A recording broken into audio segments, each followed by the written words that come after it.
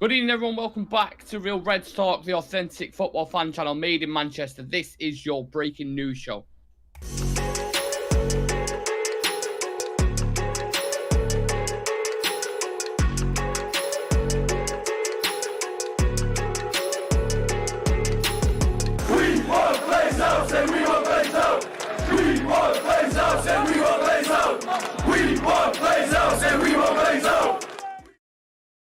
That's right, of course. On today's show, we are going to discuss Mason Mount, third bid.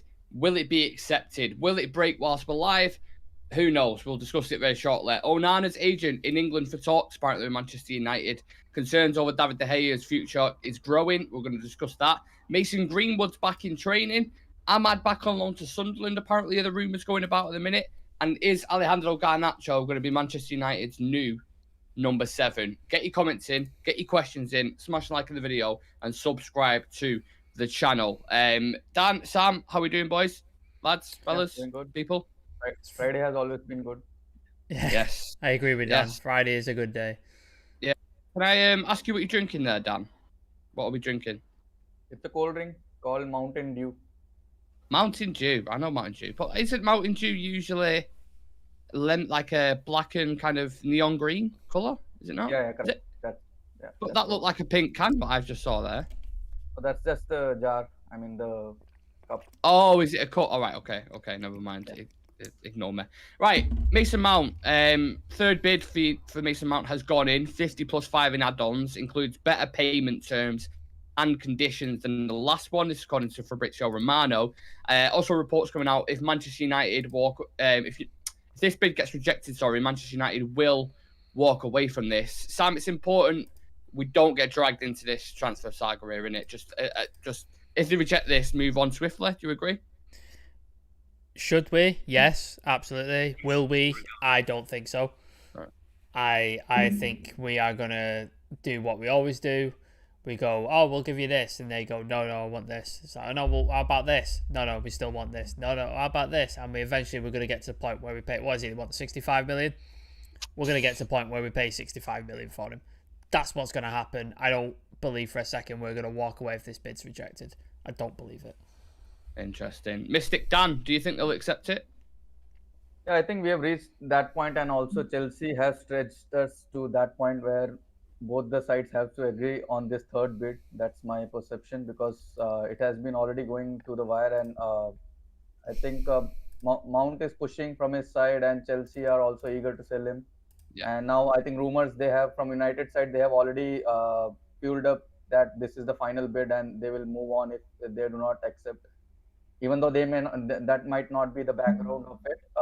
Maybe if they reject, United may go for the fourth bid. But the environment now that has been created along the Mount situation, I think the third bid will be the final bid. Interesting. I tend to agree with that. Everybody get your comments in the chat. Grey 100 saying fuck them off if they don't accept the third bid. Going straight in off the bat there. Like we said, we was kind of hoping it breaks whilst we're live, so stay tuned, because if it does break, you'll literally get a live reaction here. But I agree. I think we're all in kind of unison, aren't we, that the 50 plus 5 or whatever it is, however they kind of package it, that's as far as you would go. You would not go any further on this deal. We discussed a little bit about other targets. I spoke to Sam about it before, Dan. I'll go to you on this one. Do you have any other ideas in mind? You know, if this deal doesn't go through, who do you then go to then? Yeah, realistically, I think there isn't any player at the moment who is at the abilities of Mason Mount or the abilities of Eriksen who we can replace realistically. Before that, I would have gone for maybe Ruben Neves, but now he's going to Saudi. Neves was my personal priority, but because of that role which Eriksen plays, I think Neves would have been a better fit. Even though Mason Mount is attacking wise, he's more capable, but defense wise, I'm not sure about his capabilities. But Erik ten Hag wants him. I'm fully behind Erik ten Hag. So if this deal goes through, I don't think we'll get any other midfielder. Oh wow, interesting. You think they might move priority on? to another Yeah, position. exactly. Yeah. I mean, maybe if they may go on maybe for more cheaper options, because I don't think there is any open options at the moment for midfield. Maybe Rabiot could be another option, but Yeah. Rabiot deal never finishes. I'm with you. I'm with you. Yeah, we'll have to get past his mother first on that one, Mrs. Veronica. Sam, I know you're a fan of Neves as well. That makes a good point there. If someone that was available like that, who's not, they've obviously gone to Saudi now, which I think personally is a bit of a waste of talent. Well, he's going to Newcastle, isn't he? Who, Neves? Yeah, on loan for 2 years. Yeah, rumors are now like because Saudi's own Newcastle, and he's going to Saudi League. So to get around this, they've got this whole thing to get around stuff. So he's been sold to a Saudi club, but he's going to go on loan to Newcastle for 2 years. So it's proper like financial fuckery going on with the Saudis, man. Proper financial, but like fuckery. My head is just like doing that. What? Yeah. So are they doing it in the sense of, I've got so many questions on this. Are they doing it in the sense of Newcastle are buying him? No, it's masked as Saudi. So Saudi have bought him. Was it Al Hilal or Al? I'm not sure what the team is. Did you say Aldi then? Al Hilal. I think they've bought him and then they've now loaned him to Newcastle.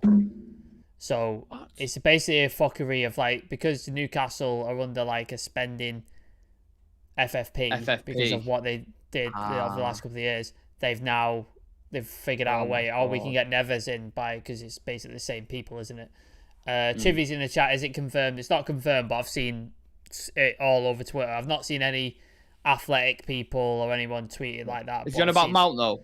No, he's on about Neves. He said Neves. Okay. I've seen it everywhere. So there's a lot of people are talking about it, but it's basically financial, like mystic trying to like hide out all the sort of the ends. That's the most obvious fucking mystic you've ever seen in your life. Yeah, we'll loan it to Newcastle for 2 years. Chelsea, no worries. Chelsea are doing the same thing. They're selling players to Saudi Arabia, but they're partially funded by a Saudi Arabian fund.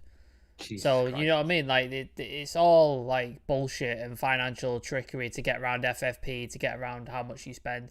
City have done it, Newcastle doing it, Chelsea are doing it. Everybody's fucking doing it, man. PSG do it. Like there's no club that don't do it who are not owned by like a massive wealth fund. United are the only ones who don't, and we probably will change that once the Qataris take over. So Mbappe for 10 million, like there you go. Yeah, we're loaning Mbappe to United. Like, sure. All right, mate. Exactly. How have I not? I'd like to think I'm quite in the loop on things, and I check things regularly. I've not heard anything about this Neves Saudi thing. That is dodgy as fuck. There needs to be a documentary on Saudi Arabia in football. I'm telling you now, because there's some weird stuff going on there. We need to get Louis Theroux, and we need to send him over to Saudi Arabia and get him to do a bit of digging. Sky Sports did a report. Was it yesterday? They put it out on YouTube anyway. That Chelsea are possibly being investigated by the Premier League for the way they've gone about their transfers to Saudi Arabia. So they're looking at that because they've got, I think it's like a 30% investment from a Saudi Arabian fund within Chelsea. So they're now being able to get all these players off the books and receive good money for them and adhere to financial fair play. But in reality, it's just their own money being rewashed in a different form. So they're not actually doing like anything the correct way. Because how do you shift? How many players they've shifted? About 7, 8? Something like that. Like they've shifted a lot of players. How are you able to do that legally? You can't. Like it's fucking impossible to line up 7 different clubs to do that. So they've done it the fuckery way as well. Chivy's just said the Guardian's reporting it, just seeing it for Neves. So there you go. There's a legit source. Yeah. I'm telling you, Grey 100, we need to get Louis Theroux on this, get him to Saudi Arabia, get him to do some documentaries, and they'll put it out on Netflix as a 7-part episode and just watch. They're going to get a similar charge thing to Man City, aren't they? I mean, Saudi Arabia are known for chopping up journalists, so I wouldn't advise Louis Theroux to go there, to be honest with you. So that's a very good point. That's not. The only thing that hurts me in this Neves deal is that when we went for him, asking for him, they quoted us like 90 plus million, and now he has gone for only 47 to 50 million to Saudi. I've seen a few people discussing this, saying, well, Mount's more of an attacking and blah, blah, blah. Because the same thing gets thrown. Like me and Dave were discussing it. Me and Dave was on the show last time, Sam, and he was saying, "Well, we won't go for Casido because he's a different type of player to Finger." But it doesn't change the fact for me that we still need cover for Casemiro. Casado's more than capable, I think, as playing as like a box to box. In my personal opinion, and Neves is as well. Like Neves is really good on the ball and great distance shooter. So when they buy him, use that term loosely, for £46 million, I'm like, all the options are just going now. That's the issue with it. So if we don't get Mason Mount, I'd love to hear it in the chat. We've got 15 people in the chat. Do leave a like on the video, but let us know if this bid gets rejected now and Manchester United walk away, who do you go and get then? Drop it in the comments, please, and we'll swiftly move on to the next topic. Andre Onana, Onana's agent Albert Botanist, I think his name is, had direct meeting with Manchester United yesterday, meaning Man United are approaching goalkeepers to explore options in case David De Gea leaves. Still waiting for a final decision on that one. Inter won't sell Onana for less than €50 million with add-ons. Inter Milan, like I said, want 50 plus 10. Before they make an official bid for Onana, it's crucial Manchester United resolve David De Gea's situation. This is another one, Sam, where a certain clause is triggered in the first. It doesn't mean that David De Gea is definitely going to leave, but with that, I mean, what we're on now, the 23rd of June, we've got 7 days till the end of it. Yeah. What are your thoughts on this? Is Onana the right option, do you think? Or would you have personally gone for someone else? He's a good goalkeeper. I think he offers a lot more than what David De Gea does. He's great with his feet. He's good on the ball. We saw in the Champions League final, like he was just taking ball and then taking attackers out with a quick turn of pace and moving like he's an outfield player. So he's very, very good. Really think he's an excellent goalkeeper. Knows Ten Hag quite well. Has worked with him under Ajax. Apparently they had a falling out, I believe. So that might be an issue. I don't know if they've buried the hatchet, but I'm sure they can sort of get around the table and sort that out. I prefer Diogo Costa. I think he's the better option. I think he offers more. He's a little bit younger. I think he has more potential to be the next world-class goalkeeper that we need.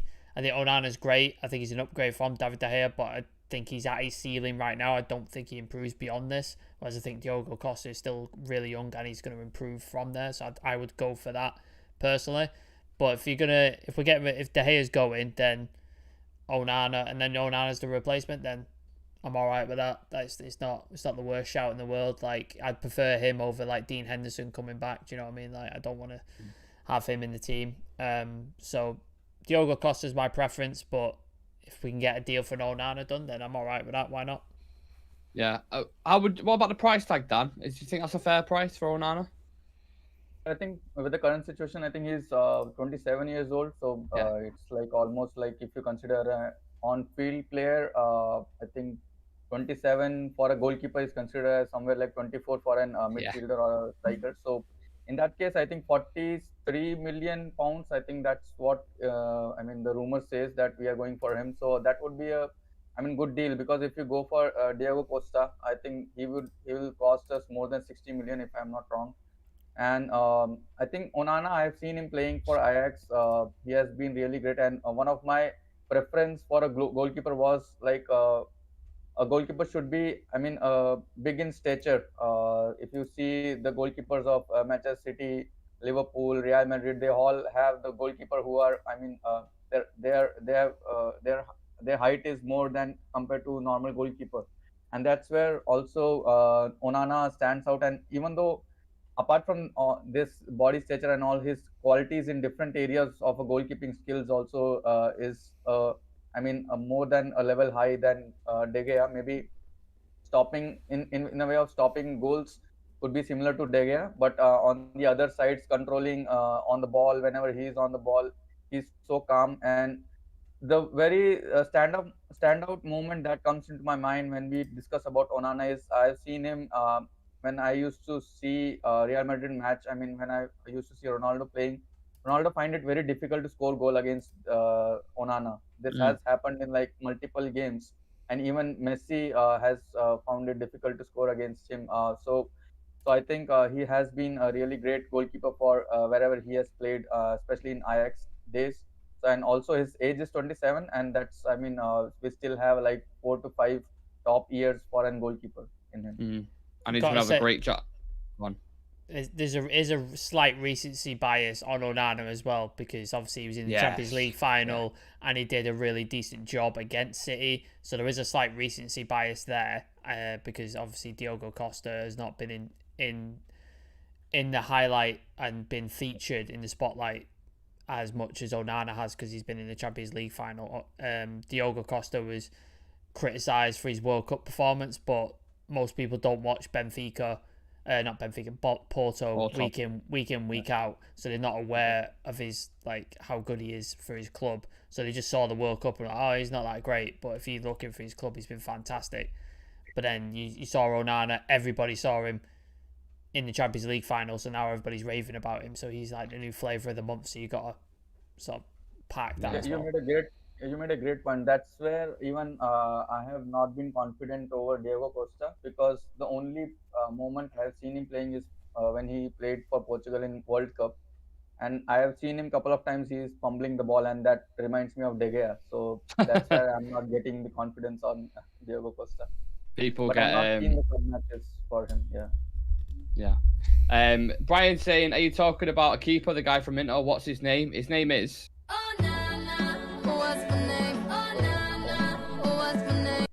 I'm Sorry, we've said Onana about 4 times, and it was like, no, I was waiting for it, and it didn't happen. I know. I was just like, all right, okay, we're not doing that anymore. Brian's just reminded me now. I just completely forgot about it. Cheers for that. Nice one, Brian.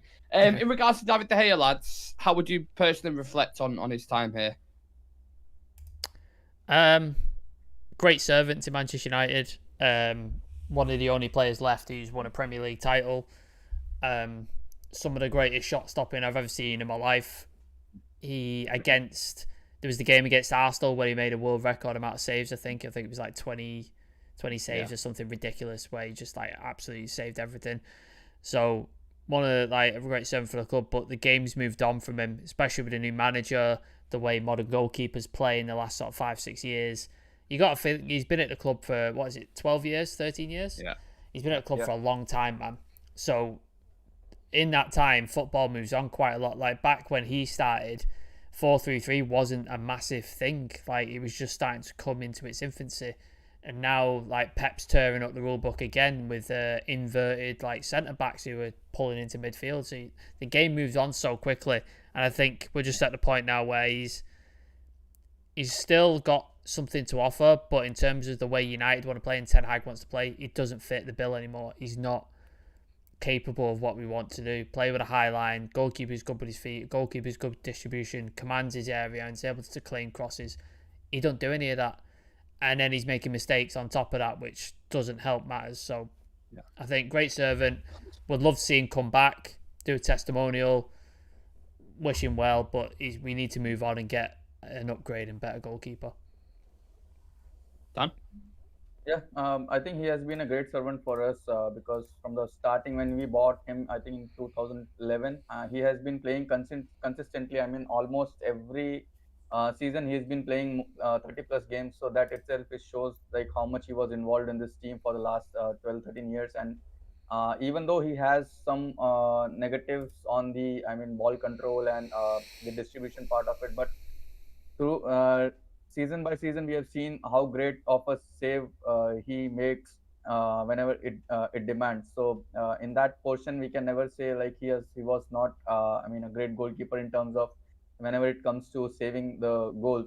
Even though he has made some blunder mistakes for the very easy balls, but at the same time, maybe since you mentioned, as you mentioned also that the football is changing day by day, and now most the top teams are going for the modern footballers, and I don't think De Gea can be considered as a modern footballer. But when it comes to saves and all, and the team which is not playing from the back, he would be a top goalkeeper for those teams.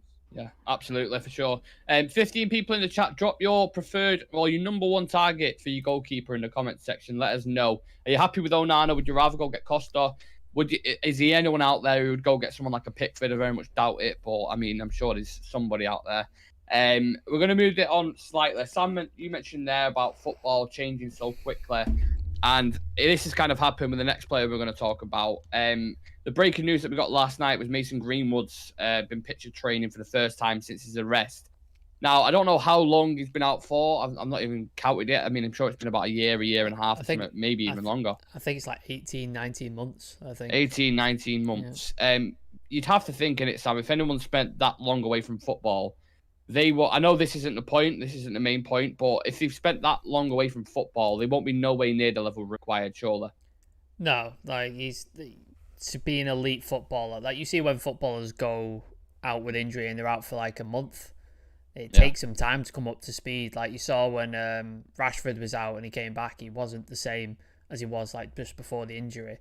So players take a while. Like you to get into tip top, like absolutely ultimate condition, you have to play week in, week out for a good couple of months, and then you're on the you're sort of on the line then, and they manage you really well, so you don't go over too much where you're overworking and then you end up degrading, but you're getting enough game time where you can keep ticking along and stuff like that. That's why it's really important that if you're a first teamer, you get those minutes in, and it's like if you take breaks every so often, it's a bit difficult for them to get going. Like there's the thing in fighting or boxing, ring rust. When you've been out of the ring for a long time, it takes you a while. It takes you a couple of hits to get going and get yourself on the ropes again. So I think that's going to be similar for a guy. It's going to be even more exasperated for a guy like Mason Greenwood, who's been out of the sort of proper training and around a team and playing actual games week in, week out. He's been out for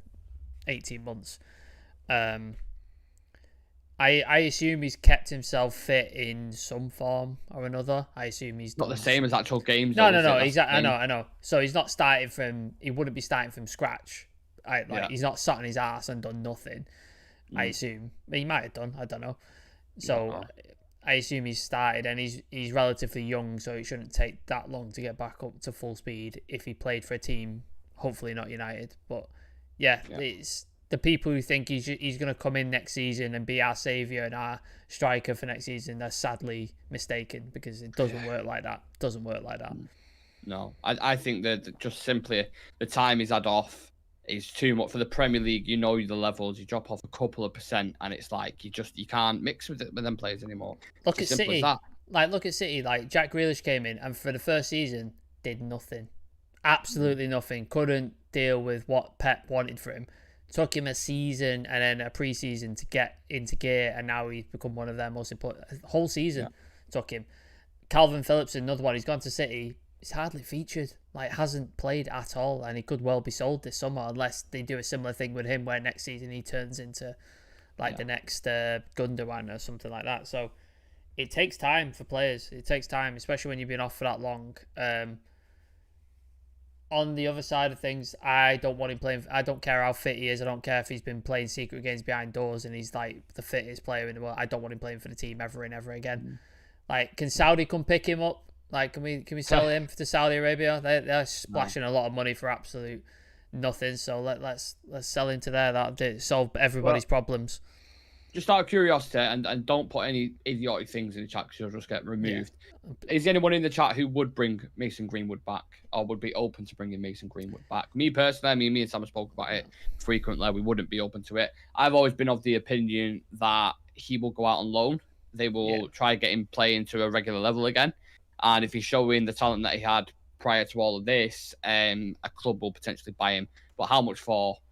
I have absolutely no idea. But United will make money off it. I'll tell you that for a fact right now. That's what they'll want to do. So that's why they're saying it's being dealt with now. Like, despite whatever new owners come in, they're dealing with it right now. So I think he'll go out on loan to a club that hasn't got necessarily a lot of eyeballs on it in terms of popularity, but could do with someone taking a chance on someone, if that makes sense. I think you've got to look at it as well, like from a PR standpoint, like. It's a nightmare. I know it's sad that we look at it from a PR standpoint, but I don't want to speak on the victim and stuff like that because it's not my place to speak on that. But what I can speak on is the PR standpoint. Like, whether it's the Glazers, they're already getting so much hate online, in person, in the grounds and stuff like that.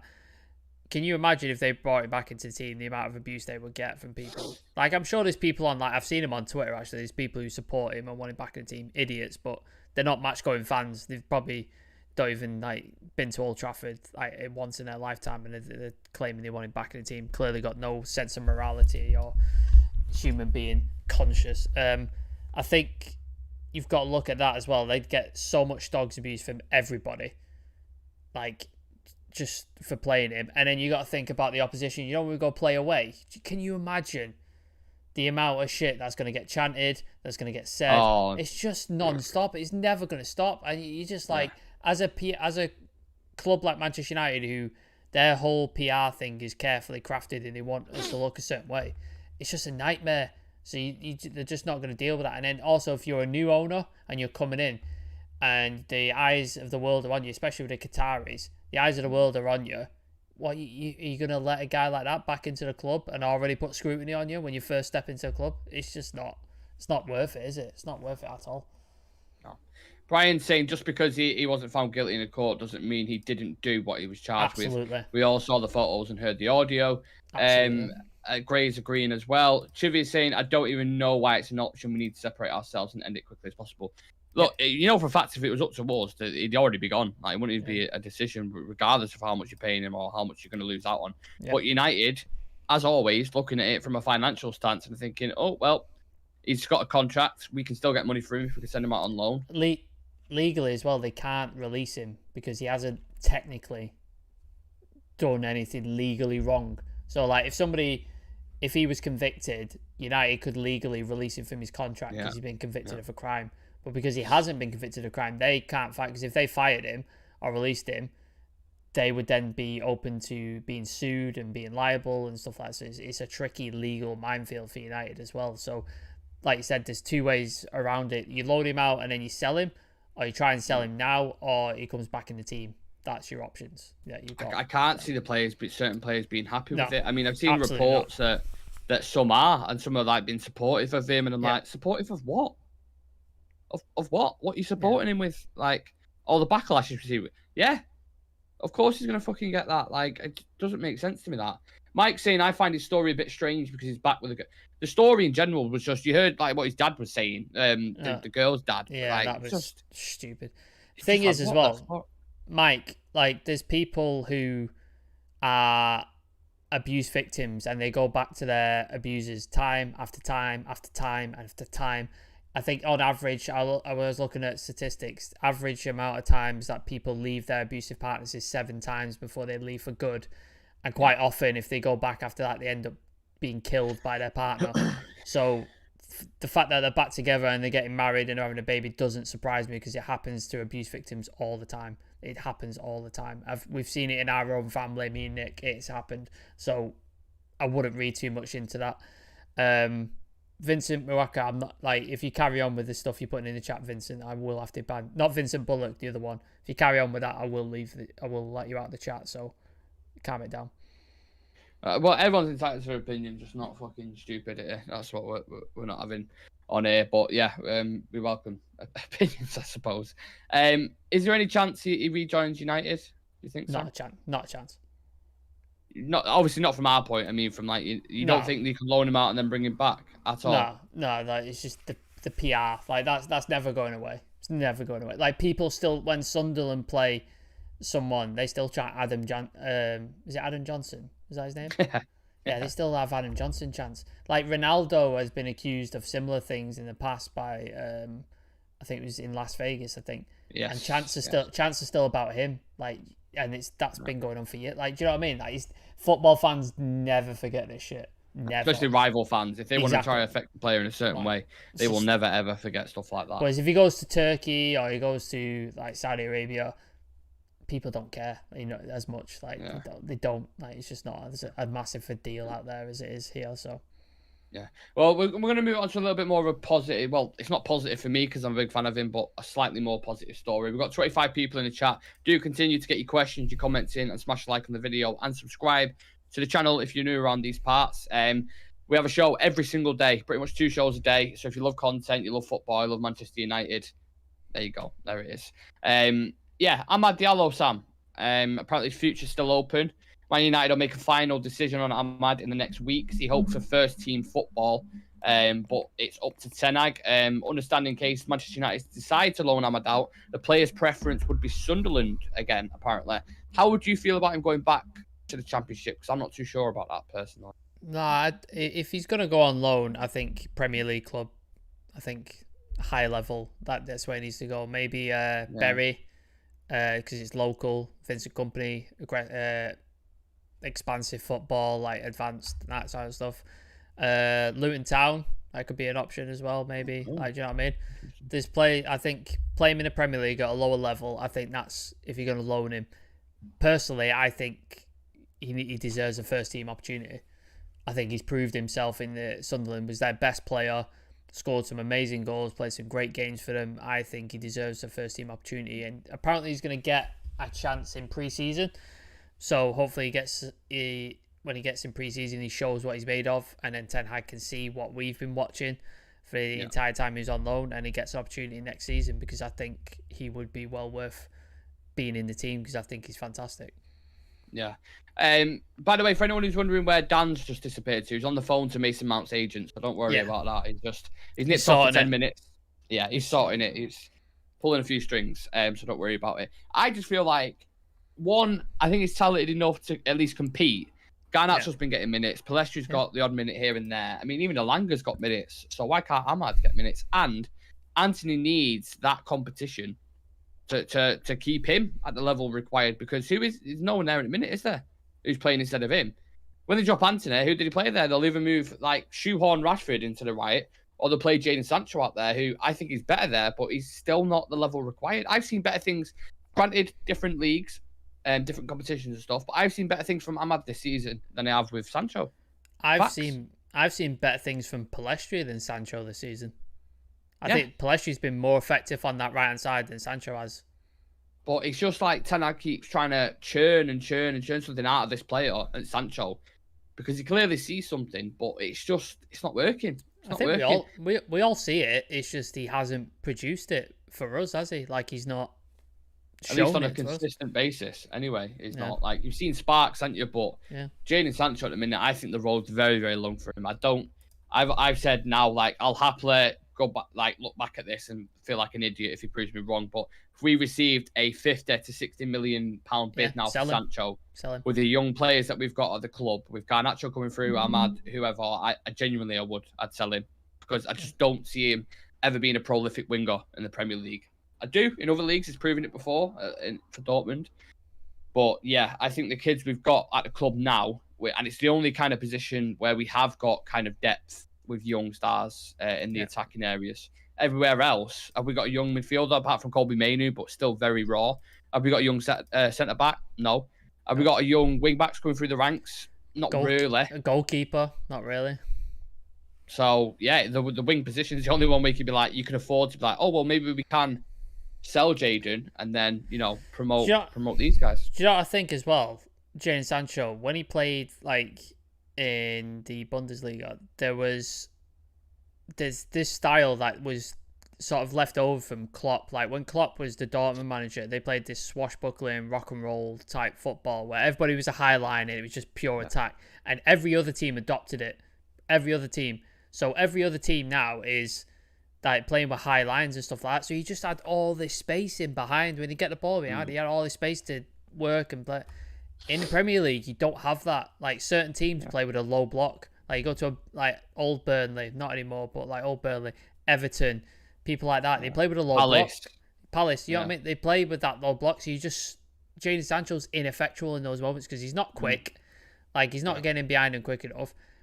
He's got skill, but then he delays too much on the ball and takes his time and hesitates. So then the opportunity's gone to make the pass or to knock a shot in. So it doesn't work. So he's either going to have to adapt his game to the Premier League, which he's been here for 2 seasons. Yeah, 2 seasons, I think. Yeah, 2021 he signed. Been here for 2 seasons and he's not shown any of that. Is a 3rd season going to change that? I doubt it. I highly doubt crunch time, innit? Yeah, so definitely crunch time. I think he would do best if he went back to Dortmund or back to Germany, I think. sorry, there's some really, really good comments in the thing that I want to read out. That's some good points. Unless you want to put them up, if you're going to put them up on the screen, Sam, I'll let you kind of reel on. The weight of the United jersey is too heavy for him, I feel. That's from Brian Casey. Palestri isn't good enough, and Sancho isn't a winger, from Daniel Berry. Well, he is a winger. He's just not the type of winger that United want or need, like a direct Different winger, prototype in it. like a Rashford or an Anthony, something like that. Sancho has no confidence for whatever reason from Grey 100. Yeah, I don't know what's going on there. According to Haynencroft, United will send Ben for a bid for Onana in the next couple of days. Interesting. What else? Alvaro Fernandez, bit disrespectful. I mean, he played decently well for Preston, but again, it's Preston. Like, there's levels. Left back as well. Shaw, Malacio. He's not getting in the team. Yeah, he's not getting in the team. Maybe Bree. Do we know who that is? There was a bid for Onana. Oh, right. Yeah, Brian's doing the thing. Sorry. I thought he was actually being genuinely curious there. Sancho plus cash for Kane. I don't see him going to Spurs. I don't see that. It would be a fantastic deal if you get that over the line. But, yeah. Not a bad deal there from Brian Casey. Not so easy to swap Sancho because he earns so much money. That's a good point, that is a very good point. Like, he's on, what, 350k? Spurs ain't paying that. Spurs ain't paying that. I don't think they pay Harry Kane that, who's just broke Jimmy Greaves' record. Yeah. Do you know what I mean? So yeah. No, they've got about 4 players that are on that start in their first team, so not a chance. DL saying Samuel Lutlers tweeted about Kolo Muani. What do you think about him as a striker? I haven't watched him, but you have, Nick. So you. Yeah, I've watched it. I've watched bits for Frankfurt, and I've watched him. I was really excited by him in the World Cup. I was excited by a few players, to be fair, for France. I remember watching Thuram for them as well when he came on, and he looked exciting. I know he's a free agent. He's definitely someone I'd take a look at as well. I think he's going to Milan, isn't he? Yeah, there's talks to PSG, and then PSG was like, no, we're not having him now. And then, maybe he's going to AC Milan. But that's someone I would have looked at as a free agent. Granted, he's going to have high wages, but who doesn't have high wages at our club? We're literally just discussing Sancho. Gray 100 saying, what cap are you wearing, bro? This is a YouTube channel called Vidiots. They do video game content and stuff like that, so that's where I got that from. So it's like a mock-up of the old PlayStation logo, if you remember that. So. Of course, yeah. You know what? Every time I see that logo, I just think of the PS1 sound when you turn it on. Classic. Chivy saying, what happened to Alvaro Fernandez? He went on loan to Preston, and then I don't know what's happening next season. Like Nick said, though, he's not going to get into United under Malacio and Shaw, is he? Like, he's just not. So he's probably going to be loaned out, if not sold. Vince bought Sancho and have money would be losing out on value due to the row of old Kane is now young centuries did that after throwing another player. Stephen Drizaldi, I've got no confidence in our transfer team. They'll be able to do any deal that includes swap and money. We struggle enough with straight buys. Yeah, absolutely agree. Great, remember it. Brian Casey, PlayStation 1, good times, good memories. Absolutely, mate. Absolutely. Everybody's showing their age there. Everybody's showing their if you know, you know. 27 people in the chat. Thank you very much for tuning in. Appreciate it. We've got one more topic that we want to discuss, but smash a like on the video, subscribe to the channel if you're new around these parts, and get involved in the comment section as well. From young players, we was talking about Ahmad Diallo there. We're going to move on to Sam's favourite person on the planet, Alejandro Garnacho. Now, this one is a very interesting one. Apparently, Manchester United are considering making Alejandro Garnacho the new number 7 as his stratospheric. I've not even said that right, I don't think. Yeah. As his rise. Oh, okay. Stratospheric rise continues. That's coming from Samuel Luckhurst. Now, the 25 people that are in the chat, would you give Garnacho the number 7 shirt? Let's put a poll in. We'll put a poll up. We'll put a poll up. And then see what people are saying. Start a poll. So don't hold your comments, and then we'll see what the poll. No sound will beat up the dial-up tone. Wow. The Commodore 64 was the best sound. Mate, you are showing your age. I don't even remember the Commodore 64. Fucking hell. Mike 82. I'm guessing if he's 1982, then he would have experienced Robson at United. Yeah. That's how old Mike is. Like, Commodore. That is insane. There we go. Yeah. There's the poll up. The poll is up. Let's see. I'll give my personal opinion whilst we're waiting for that, and then Sam, you can give yours. I think. Oh wait, the poll's fucked off. Hold on. Fuck's sake. Yeah, we'll sort that.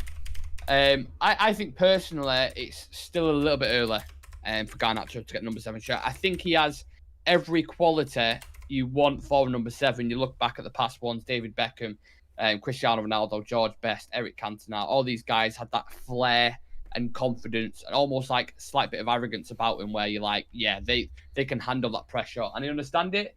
I just think 18 years old, I mean, the guy's just had a kid. He's playing for Argentina. Like, it seems like he can handle everything.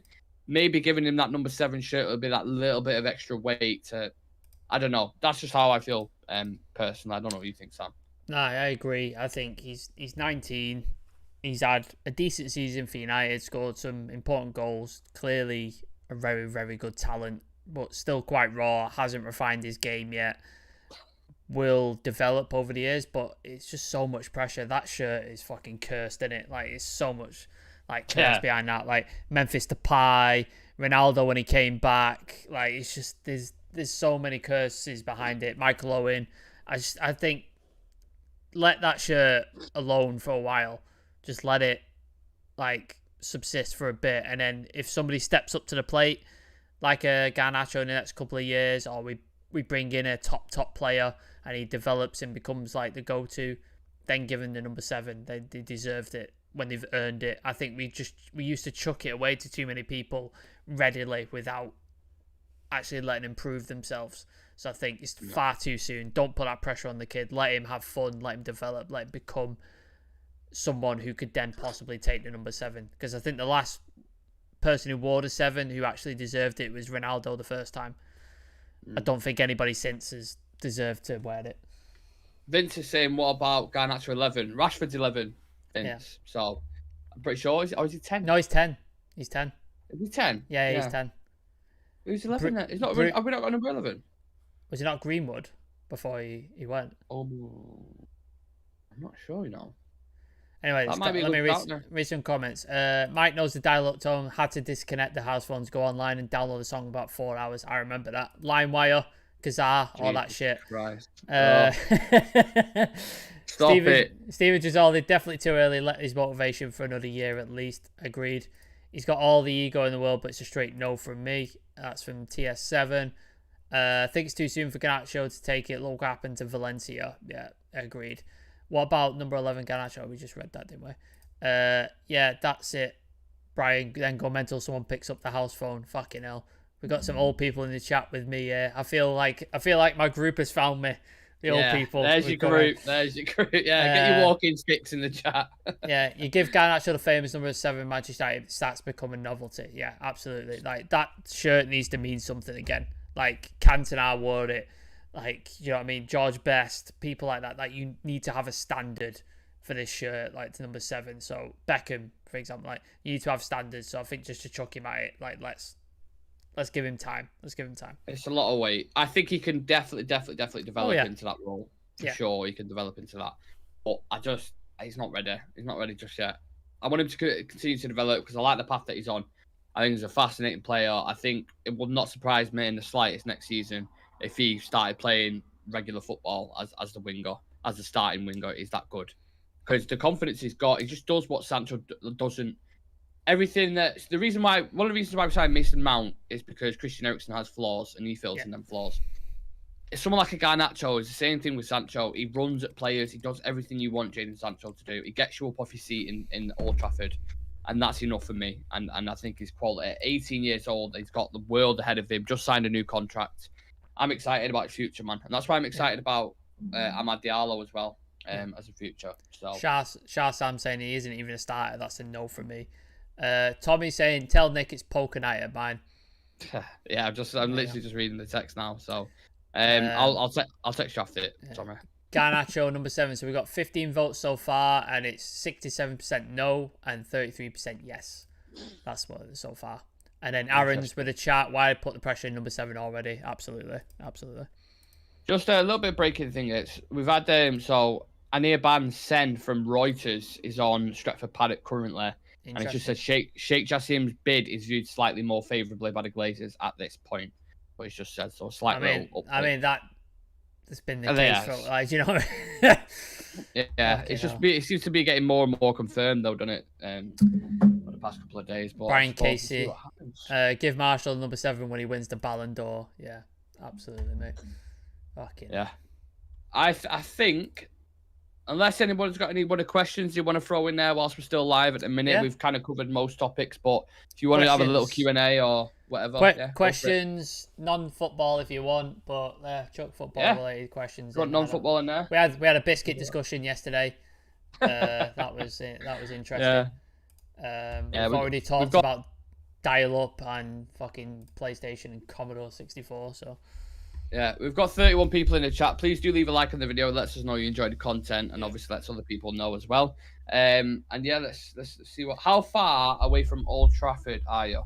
Who's closer out of us two? Me. Would you say? I can walk there in like 25 minutes. Yeah, but I think mine's not far.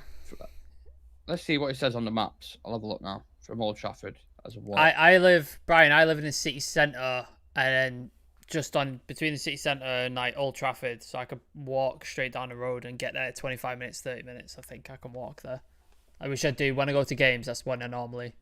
Yeah, mine's saying an hour, but it's not an hour because it's definitely not an hour. It's less than that. But yeah, you're probably close. DL saying, what do you think about the new number 4 Varane or new signing Diassi Todibo? Diassi, we spoke about him yesterday, didn't we? He's a little bit slow. And he's a little bit unorthodox, which I touched on as well. People hear them words, you instantly think Harry Maguire, but he's actually a good defender, like a very good defender. He wouldn't excite me as much as the Kim Min-jae thing has just completely pissed me off, to be honest with you. It's annoyed me so much because he's going to go there, he's going to win things, and he's going to be a top centre-back for him. Yeah. And the reason why we haven't got him is simple and purely because of the Glazers. And they got him for a good price as well. It's not like they paid a massive amount of money. Like, 50 million. Yeah, it's a steal for Kim Min-jae. Like I didn't centre back for a very good centre back. The start of the season, I hadn't even heard much about him. He had a quick rise from like Fenerbahce to Napoli, but it's not even debatable. He's been one of the best centre backs this season for 50 million, like in today's market. And he replaced a really good centre back in Koulibaly, who obviously didn't make the grade at Chelsea. And he's gone to Saudi Arabia as well, hasn't he? Koulibaly. Koulibaly. Oh, don't diss the Commodore 64. I'm not dissing it, mate. I just didn't play it. Like, it's before my time. Like, I didn't play the Commodore 64, so God. I'm not dissing it. I'm sure it was a good console. All you boomers that are discussing the fucking Commodore... I don't even know what the Commodore 64 is. I know what it is, but I've just... I never played it. Plugged our channel in a fucking retirement home or something. Yeah. We're on a... Like, do you know when they have the people... Spectrum, isn't that how you determine autism? Hey, be careful, Brian Casey. You insult my people. I'm on the spectrum. I'm not a that is how you console. determine it is. autism. Yeah. Spectrum. Spectrum is also colour, a range of colour. Yeah. Aaron Gregory, my first console was a PS1. Yeah, I think mine was as well. Oh no, mine was the Sega Mega Drive. Sega Mega Drive. That was my first console. Sega Mega Drive. Absolutely ridiculous. Sonic, Golden Axe, Streets of Rage. What was the soccer game? I can't remember. World Cup '98. Oh no, that was on Nintendo. That was the N64. N64. Yeah. I didn't mean it in a negative way. Brian, I'm joking, mate. Don't worry about it. I'm taking the piss. Why aren't we seeing Kim in Turkey? Remember that Serbian guy we spotted in Russia for 7 million? What was his name? Oh, Nemanja Vidic. Exactly. Nemanja Vidic. Yes, love that. Top play. One of the best signings, values for money. You'll ever get that. Mike's getting upset now. Yo, this is a football stream, for fuck's sake. You brought up the Commodore, mate. Like, you brought it into the chat. You started this. Yeah, you started it. It's Diassi, not Diassi. I didn't say Diassi. Did you say Diassi? Did I say Diassi? He's got a reputation for saying names a bit mad, to be honest. I'm dyslexic, man. I can't fucking read properly, so it just goes into my head like that. Brian Casey saying Mega Drive was my first. Yeah, classic console. Any more questions? Any more questions? We got 5 minutes, and then we'll call it a night. Just get any questions in. Anything you want to get off your chest? Get it off your chest right now. We'll have a little 5-minute discussion about it. 22 people in the chat. Thank you very much for tuning in as well. We were supposed to ask Dan some questions, but I don't think he's coming back. Yeah, Dan's still on the phone to Mason Mount's agent, so there must be a hold up, some kind of bid or contract clause or some kind of bollocks anyway. So when you see something trending on Twitter and you don't want to click on it, but Jesus Christ. Who's your favourite non-football YouTuber? Sam? For me, I Well, it's like for both of us, I think. But... I like Cultaholic, which is a wrestling channel. It's a very good channel. I enjoy that. Triple Jump, which is a gaming channel. Really enjoy watching that. And there's a guy who's called Thomas Harris, called Flight of Story, and he does like video essays about film and talks about like different directors and stuff, which is really nerdy, but it's just right up my street. It's like I love that sort of shit. So yeah, I have to be completely honest. It goes all football. All I consume is football content. I was trying my hardest then to think of someone outside of it who I watch. And I used to watch the stuff outside of it, but I just don't. I like everything's football. Try to get as much knowledge in this tin pot head as much as I can. So yeah, I still watch Rogan every now and then, and Bobby Lee and Andrew Santino. Andrew Santino, Bad Friends is quite funny as well. Don't you watch Two Bears, Tom Segura and Oh shit! Yeah, Kreischer. yeah. There's one. Yeah, Two Bears, One Cave. Tom Segura and Bert Kreischer. Tom Segura's fucking hilarious, man. And YMH. Wow, it's all coming to me head now. YMH There you as go. well.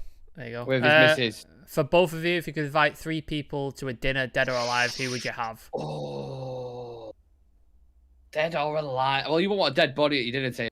Well, say that they're alive. Oh, okay. All right. The point. Well, God, that's a hard question.